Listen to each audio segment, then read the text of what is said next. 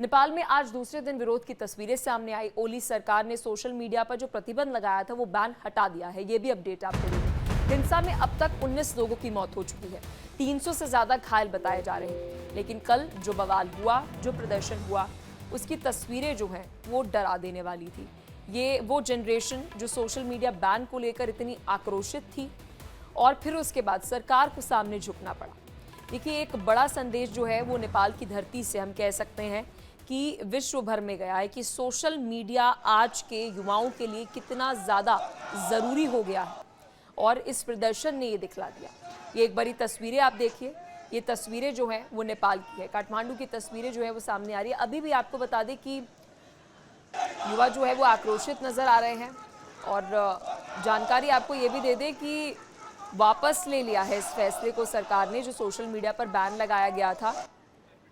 तो ये तस्वीरें देखिए, अब नेपाल सरकार ने सोशल मीडिया से बैन जो हटाया, इसको लेकर भारी बवाल के बाद भी अभी पीएम ओली का फैसला कि एजेंसियों को सोशल मीडिया शुरू करने का उन्होंने आदेश दिया है। जो ये सरकारी फरमान है नेपाल सरकार का, वो आपको इस वक्त स्क्रीन पर दिखा रहे हैं। सरकार ने युवाओं से आंदोलन खत्म करने की अपील की है। तो साथ ही नेपाल की राजधानी काठमांडू समेत 7 शहरों में अभी भी कर्फ्यू लागू है। प्रदर्शन के दौरान अब तक 19 लोगों की मौत हो चुकी है और शायद यही कारण है कि युवा जो है वो आक्रोशित है। 300 से ज्यादा लोगों के घायल होने की भी खबर है। साथ ही नेपाल के गृह मंत्री ने इस्तीफा दे दिया है। नेपाल में केपी शर्मा ओली सरकार ने जो सोशल मीडिया पर प्रतिबंध लगाया वो हटा दिया है। अब ये कदम हिंसक संघर्ष में जैसे बदल गया और इतना ज़्यादा बढ़ गया कि 19 प्रदर्शनकारियों की मौत हो जाती है, 300 से ज़्यादा घायल हो जाते हैं और फिर उसके बाद सरकार को अपना फैसला वापस लेना पड़ा। नेपाल के काठमांडू से तस्वीरें आपको दिखा रहे हैं, जहाँ पर आप देख सकते हैं सोशल मीडिया पर बैन के बाद आक्रोशित युवाओं ने जो नारे लगाए। सुनिए एक बार ये अपना नारे।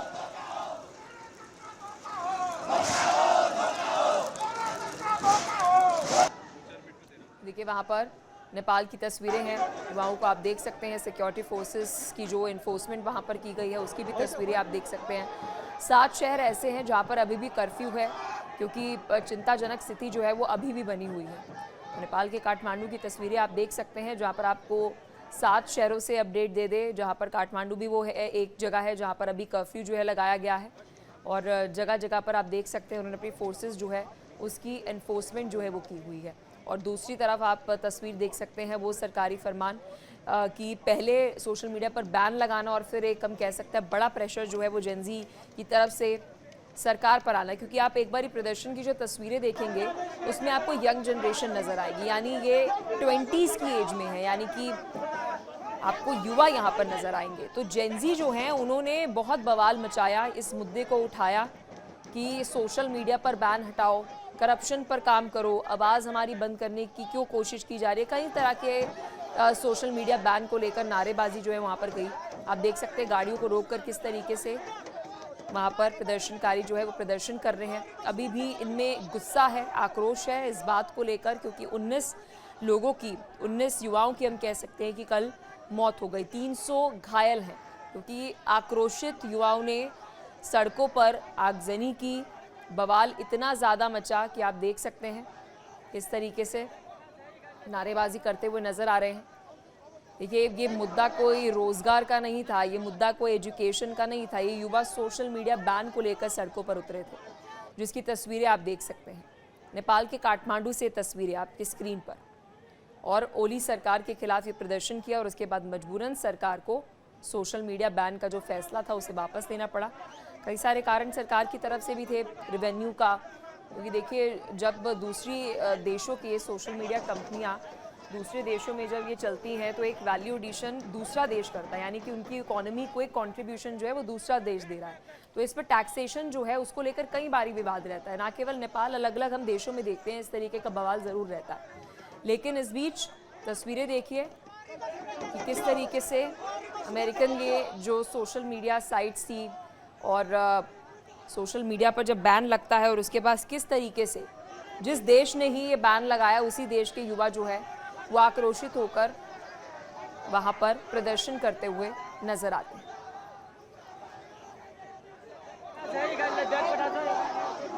तो नेपाल हिंसा पर पीएम ओली का भी बयान जो है वो सामने आया। हिंसक प्रदर्शन पर पीएम ओली ने दुख भी जताया है और लगातार प्रदर्शन की तस्वीरें जो है वो भी आपको हम दिखा रहे हैं। नेपाल के काठमांडू की तस्वीरें हैं। युवाओं के प्रदर्शन को आप देख सकते हैं वहाँ पर किस तरीके से बवाल मचा है। दूर दूर तक आपको, यहाँ तक कि जो सरकारी वाहन है और सिक्योरिटी फोर्सेस के वाहन है उसे भी कैसे ब्लॉक करते हुए आपको ये युवा जो है वो नज़र आएंगे। ये तस्वीरें नेपाल के काठमांडू से सामने आ रही है जो इस वक्त आपकी स्क्रीन पर है। और अभी अगर हम बात करें, सिचुएशन आउट ऑफ कंट्रोल अभी भी है, क्योंकि कल जो हिंसा हुई उसके बाद सरकार के फैसले वापस लेने के साथ जो आफ्टर मैथ है वो बहुत हम कह सकते हैं कि अब कठिन होगी, क्योंकि 19 लोगों की, 19 युवाओं की आप सोचिए कि इस हिंसक झड़प में मौत हो जाना। और ये देखिए इस वाहन को किस तरीके से वहाँ पर आप देखेंगे रास्ता ब्लॉक करते हुए आपको ये सभी युवा नज़र आएंगे। अब देखिए सिक्योरिटी फोर्सेस के लिए भी बड़ी मुश्किल ये बात है कि इन्हें अब कैसे रोका जाए। अब इनके ऊपर बल का प्रयोग किया नहीं जा सकता, तो आखिर किया जाए तो क्या किया जाए। ये तस्वीरें नेपाल के काठमांडू से आपको दिखा रहे हैं।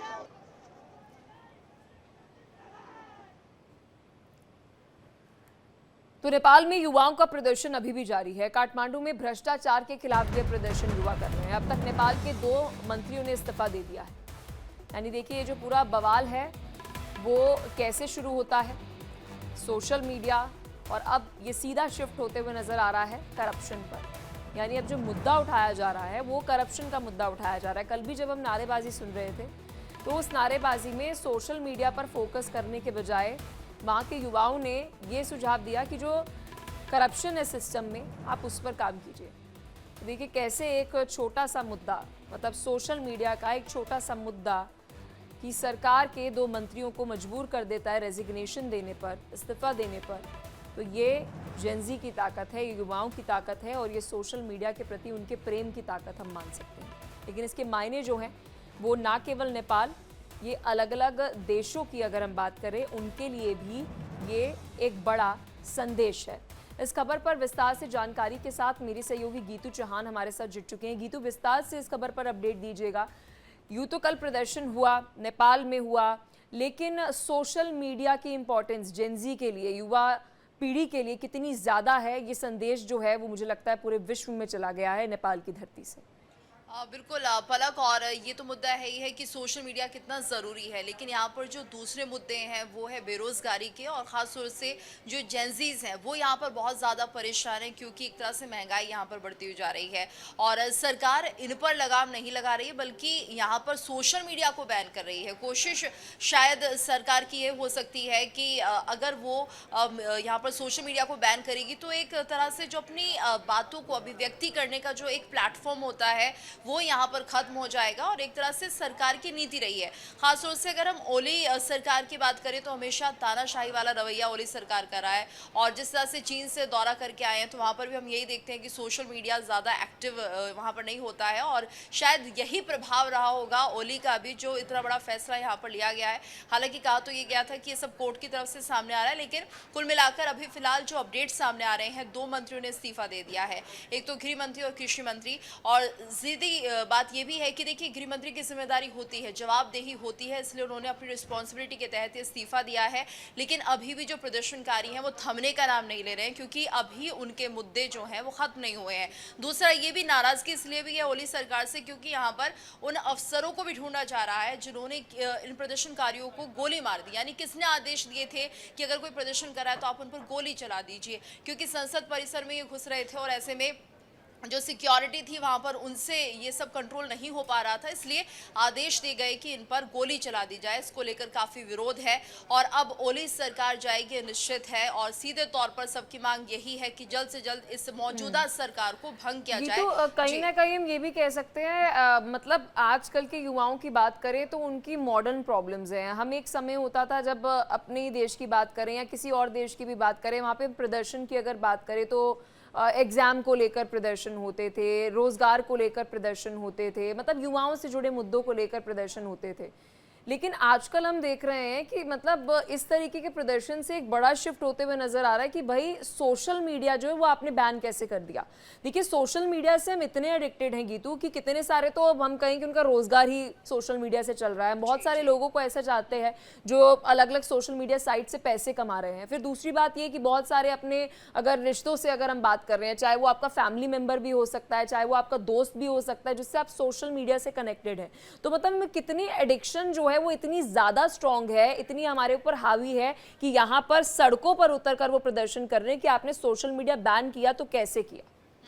पलक ये बात तो है, लेकिन यहाँ पर जो मुद्दा है वो ये है कि जो ओली सरकार है वो यहाँ पर विफल होती हुई दिखाई दे रही है। खासतौर से भ्रष्टाचार को लेकर अगर हम बात करते हैं, बेरोजगारी को लेकर, बढ़ती महंगाई को लेकर, क्योंकि जो ओली सरकार है, जो प्रधानमंत्री ओली है, उनके लिए कहा जाता है कि ये तानाशाही रवैया अपनाते हैं। यानी कि अगर कोई आवाज बुलंद कर रहा है, अपनी बात रख रहा है, तो वहां पर ये तानाशाही रवैया अपनाकर उसे दबाने की कोशिश करते हैं। और यहाँ पर जो कनेक्शन है सोशल मीडिया को बैन करने का, ये उससे कनेक्ट करके देखा जा रहा है। आप सही कह रही हैं कि एक एडिक्शन होता है सोशल मीडिया का, लेकिन यहाँ पर जो मेन मुद्दा है वो ये है कि इन लोगों की आवाज को दबाने की कोशिश है नेपाल सरकार की तरफ से, और शायद इसको लेकर गुस्सा बहुत ज्यादा भड़का। और यहाँ पर एक तरह से मानिए 26 सोशल मीडिया प्लेटफॉर्म्स बैन कर दिए जाए, जिसमें कि आपका फेसबुक है, व्हाट्सएप है, जैसे कि आप बता रही हैं कि अगर आप बात करना चाहते हैं वीडियो कॉल्स के जरिए आप अपनों से कनेक्ट हो सकते हैं। तो ये ऐसी जरूरत की चीजें हो गई हैं जिनके बिना आज लोग नहीं रह तो सकते ऐसा हैं। तो नहीं है जो एक लंबी लिस्ट भारत के पास है कि पड़ोसियों मुल्क की अगर हम बात करें, शुरुआत जो है वो श्रीलंका से होती है, फिर पाकिस्तान, फिर बांग्लादेश। हमने देखा कि इन सभी हमारे जो पड़ोसी देश हैं वहाँ पर पॉलिटिकल इंस्टेबिलिटी देखने को मिली। और जिस तरीके से आप बता रही हैं कि नेक्स्ट जो नंबर है कि वो नेपाल का नजर आ रहा है। बिल्कुल ये हो सकता है, और शायद ऐसी संभावनाएं लग भी रही होंगी जिसके चलते यहाँ पर इन सोशल मीडिया को बैन करके एक तरह से जो कम्युनिकेशन गैप है वो क्रिएट करने की कोशिश की जा रही है। क्योंकि यहाँ पर सीधे तौर पर जेंजीज यही कह रहे हैं कि हमारी अभिव्यक्ति की आज़ादी को आप खत्म कर रहे हैं, हमें राइट से अपनी बातों को रखने का। लेकिन कनेक्ट कैसे होंगे पलक, अगर यूट्यूब नहीं होगा, फेसबुक नहीं होगा, तो कैसे लोग अपनी जो बातें दूसरों तक पहुँचाएंगे। और इस समय जो है एक तरह से कम्युनिकेशन का एक बहुत बड़ा जरिया ही हम कह सकते हैं सोशल मीडिया प्लेटफॉर्म है। लेकिन इसे अगर बंद कर दिया जाएगा तो जो यूनाइटेड लोग रहेंगे वो नहीं हो पाएंगे। और एक तरह से जिस तरह से प्रदर्शन होते हैं, अगर आप एक ग्रुप यहाँ पर बना देते हैं और उसके बाद कोई मैसेज यहाँ पर सर्कुलेट करते हैं तो बहुत तेजी के साथ वो 10 लोगों के पास पहुंच जाएगा। लेकिन इसलिए जो ये समस्या थी यहाँ पर एकजुटता की, अपनी अभिव्यक्ति की, वो बहुत बड़ी थी, जिसके चलते यहाँ पर जेंजीज सड़कों पर आए। और तकरीबन 21 जेंजीज की मौत हो गई है जो युवा हैं। और सीधे तौर पर यहाँ पर उन लोगों पर भी सवालिया निशान उठाए जा रहे हैं कि आखिर उन अफसरों ने कैसे आदेश दिया कि सीधे उन्हें गोली मार दी जाए। ये भी एक बहुत बड़ा मुद्दा बिल्कुल। और गीतू आप सही कह रही हैं कि ये जो इंस्टेबिलिटी है ये अभी से नहीं है। मुझे याद है कि अगर हम 2024 की अगर बात करें, 2024 के अंत में और 2025 की शुरुआत में ये तक भी खबर आ रही थी कि वहाँ के जो लोग हैं नेपाल के शासन से इतना ज़्यादा दुखी हैं कि वो कह रहे हैं एक बार फिर से आप मोनार्की यहाँ पर ले आइए, आप एक बार फिर से यहाँ पे राजशाही जो है वो ले आइए, क्योंकि हम लोकतंत्र से हमें तो कुछ मिल नहीं रहा है, रोजगार तो मिल नहीं रहा, हमारी अभिव्यक्ति की आज़ादी तो है नहीं। बिल्कुल।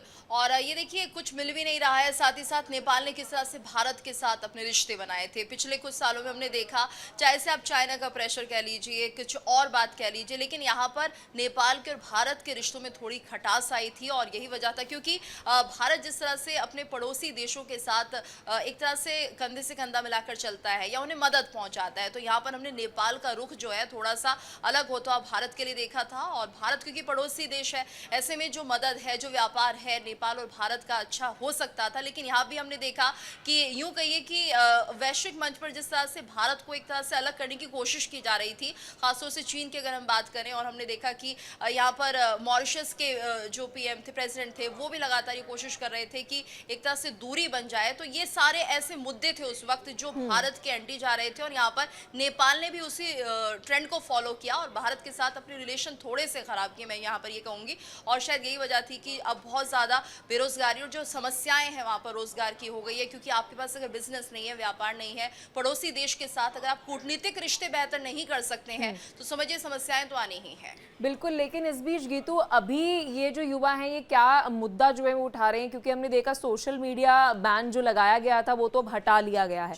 अब कौन कौन से मुद्दे उनके द्वारा उठाए जा रहे हैं? करप्शन का मैं देख सकती हूँ यहाँ पर एक बैनर जो है वो युवाओं ने लगाया हुआ है। बिल्कुल। और पलक देखिए, करप्शन तो एक बड़ा मुद्दा है ही, लेकिन अब ये लोग चाहते हैं कि संसद को भंग कर दिया जाए, यानी कि संसद को खत्म किया जाए। ओली गवर्नमेंट को बिल्कुल बर्दाश्त ही नहीं करने वाले हैं, साथ ही सभी सांसद इस्तीफा दें।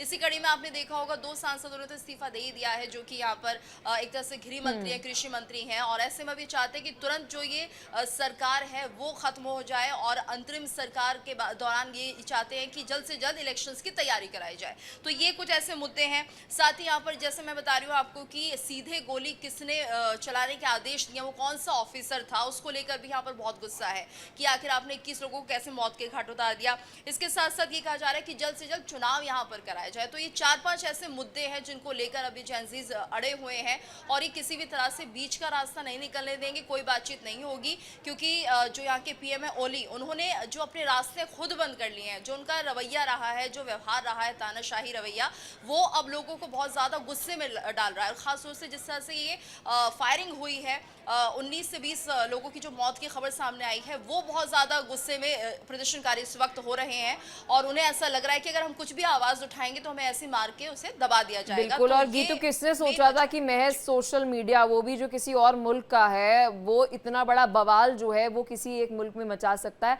आप गीतू हमारे साथ बने रहिए, क्योंकि तस्वीरें लगातार सामने आ रही है। एक बार दर्शकों को तस्वीरें हम दिखा देते हैं, फिर एक बार फिर गीतू आपके पास हम आएंगे। ये देखिए, तस्वीरें नेपाल के काठमांडू से आपको दिखा रहे हैं, जहाँ पर आप देख सकते हैं कि किस तरीके से बवाल मचा हुआ है। और ये एक बहुत गंभीर विषय, आप इसे ऐसे सोचिए कि जितने भी देशों में अगर आप देखेंगे तो जो टेक्निकली एक वर्चस्व जो है वो अमेरिका का है। यानी कि आप जितनी भी सोशल मीडिया साइट्स, लगभग मैक्सिमम जितनी भी आप सोशल मीडिया साइट्स का इस्तेमाल करते हैं, वो सभी अमेरिका की है। और यही साइट्स जो हैं ये युवा यहाँ पर उपयोग कर रहे थे, यानी कि इसका यूज़ ये कर रहे थे। इन्हें हो सकता है कि रोज़गार भी इससे मिल रहा हो, और उसका इस्तेमाल करते हो, एडिक्शन हो, देखते हो वीडियोस उस पर।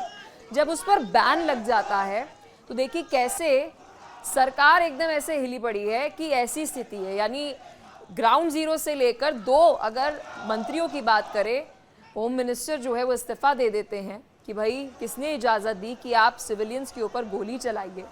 और फिर उसके साथ इतना काफ़ी नहीं था, फिर एक और मंत्री जो है वो इस्तीफा दे देते हैं। तो कुल मिलाकर आप देखिए, एक बारी आप जो ये तस्वीर देखेंगे, ये देखिए, फोकस करके आपको तस्वीर हम इसलिए दिखा रहे हैं, आपको दूर दूर तक कोई एज्ड यानी कि उम्र दराज कोई इंसान नहीं नज़र आ रहा होगा, या आपको जेंजी, हम बार बार जेंजी क्यों कोट कर रहे हैं, क्योंकि आपको इसमें युवा पीढ़ी ही नज़र आएगी। ये जो प्रदर्शन हो रहा है वो नेपाल के युवा कर रहे हैं। पहले तो मुद्दा सोशल मीडिया था, लेकिन अब ये आक्रोश है कि हमारे पास क्या अभिव्यक्ति की आज़ादी नहीं है। ये एक बहुत बड़ी, हम कह सकते हैं, तस्वीर जो है वो आप पड़ोसी मुल्क नेपाल से देख रहे हैं। गीतू लगातार इस खबर पर बनी हुई है, पूरा एनालिसिस हम तक पहुंचा रही है। गीतू देखिए, एक बड़ी चिंता की बात बहुत सारे देशों के लिए जो अमेरिकन एप्लीकेशंस जो है उसका इस्तेमाल करते हैं, जिससे एडिक्टेड हैं, कोई भी देश हो, क्योंकि हम मैक्सिमम जितनी भी ऐप्स देखेंगे, अब हम नाम हम नहीं लेंगे, लेकिन सारी जो हैं उनके जो ओनर्स हैं वो अमेरिका में हैं। तो हम सब एडिक्टेड हैं उस ऐप से, नेपाल के युवा एडिक्टेड हैं उस ऐप से। और अगर अभी तो यहाँ पर इसी कंट्री ने बैन लगाया था, अगर वो ही कंट्री बैन लगा दे तो आपकी इकोनॉमी में, आपकी कंट्री में, आपकी पॉलिटिक्स में एक बड़ी इंस्टेबिलिटी जो है वो लेकर आ सकता है। अलग इस बात की, और ऐसे में हम नेपाल में जो देख रहे हैं वो कहीं भी हो सकता है अगर आप अपनी अभिव्यक्ति की आज़ादी को खो देते हैं। ये बहुत बड़ी वजह है। साथ ही यहाँ पर एक गुस्सा ये भी है पलक इन लोगों के बीच में कि नेपो किड्स से एक वर्ड जो है वो सामने आ रहा है नेपाल में। गुस्सा इसलिए है कि जो नेताओं के बच्चे हैं वो बहुत अच्छी ज़िंदगी गुजार रहे हैं, उनकी जॉब्स अच्छी हैं, वो कुछ कारोबार करना चाहते हैं, वो बहुत बेहतर है। और ये भी एक गुस्सा है कि यहाँ पर इतना ज़्यादा भ्रष्टाचार है इन मंत्रियों के बीच में, नेताओं के बीच में, कि वो अपनी जेबें भर रहे हैं, और जो आम आदमी है वो यहाँ पर सड़कों पर बैठी हुई है, भूखी मर रही है, और लोगों के पास रोजगार नहीं है। तो ये गुस्सा, ये कंपैरिजन भी है। अगर आप देखेंगे कि यहाँ पर किस तरह से जेंजीज अगर सामने आए हैं, सड़कों पर आए हैं, तो एक जो कंपैरिजन है वो उन्हीं किड्स से है कि आप देखिए नेता के बच्चे हैं तो आपको सारी सहूलियत है, सारी सुविधाएं, क्योंकि आपके पास भ्रष्टाचार का पैसा है। तो मुद्दा ये भी है, गुस्सा ये भी है, इसलिए यहाँ पर और ज्यादा विरोध होता हुआ दिखाई दे रहा है। सरकार की बर्खास्तगी यहाँ पर तय मानी जा रही है, क्योंकि सीधे तौर पर यही एक मांग है उनकी कि जल्द ही इस सरकार को बर्खास्त किया जाए और एक नई सरकार का गठन हो। और अगर ऐसा नहीं होता है तो और भी ज्यादा जो परिणाम है वो भयावह हो सकते हैं। इस वक्त हम देख सकते हैं यहाँ पर पलक किस तरह से जो सैलाब है जेनजीज का वो उमड़ पड़ा है। यानी कि सोशल मीडिया बैन सिर्फ एक मुद्दा नहीं था, अगर ऐसा होता तो जब बैन हटा लिया गया तो ये प्रदर्शन खत्म हो जाता। मुद्दे कोई और भी हैं और इन्हें दबाने के लिए सोशल मीडिया को बैन किया गया।